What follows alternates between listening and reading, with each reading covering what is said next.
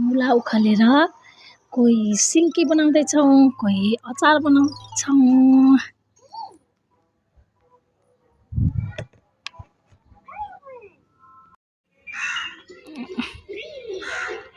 यसलाई सबै जोडेर गर्नु पर्ला। साथीहरू, आज हामीले आफ्नो बारीको मुला टिपेर सिन्की बनाउँदैछौँ अनि मुलाको अचार पनि बनाउँदैछौँ। यो सिन्कीमा चाहिँ थोरै पाकेको फर्सी मिसाएर बनाउने नै एकदम टक्क अमिलो आउँछ सिन्कीमा।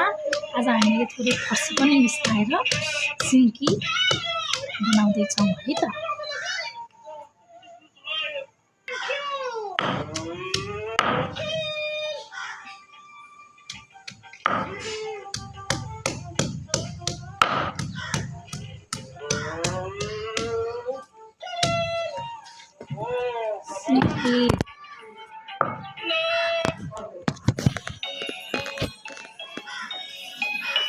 ल अब फर्सी पनि मिसाएर सिन्की बनाउने भने यस्तो अमिलो आउँछ, टक्क मिठो हुन्छ।